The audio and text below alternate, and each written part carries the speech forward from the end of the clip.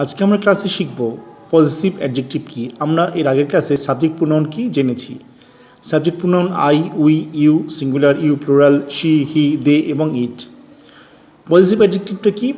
My, our, your, singular, plural, her, his, their, its, এগুলোকে কিন্তু positive adjective বলা হয়। তো কেন বলা হয় এটা আমাদের জানা দরকার আছে।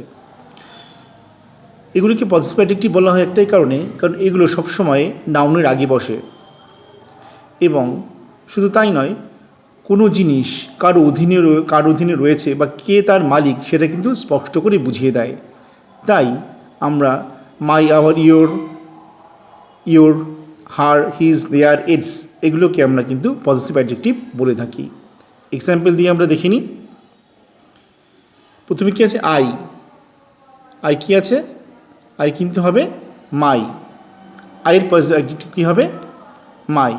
যেমন দিস ইজ মাই পেন, এখানে পেনটা কিন্তু নাউন, তার আগে মাই বসছে, অ্যাডজেক্টিভের মতো ব্যবহৃত হয়েছে।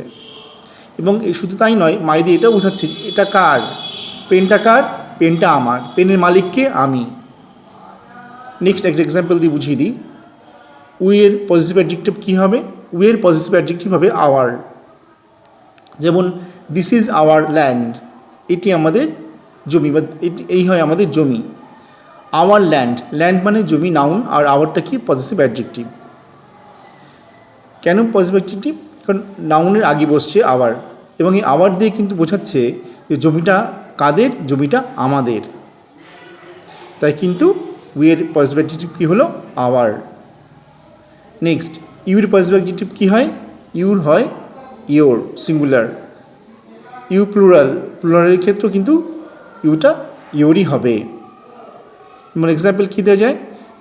This is your pen, this is your bag. Next শিয়ের পজিটিভ অ্যাডজেক্টিভ কী হবে? হার। হিয়ের কী হবে? হিজ। দের পজিটিভ অ্যাডজেক্টিভ কী হবে? দেয়ার। এবং ইটের পজিটিভ অ্যাডজেক্টিভ কী হবে? Its, its. অর্থাৎ যখন কোনো কিছু কার অধীনে রয়েছে বা সেই ব্যক্তি বা তার মালিকটাকে স্পষ্ট করে বুঝিয়ে দেয়, তার জন্য আমরা কিন্তু এই my, our, your, her, his, their, its এই শব্দগুলো ব্যবহার করে থাকি। আশা করি তোমরা বুঝতে পেরেছ। যদি ভালো লাগে তোমরা অবশ্যই লাইক, কমেন্ট এবং শেয়ার করো।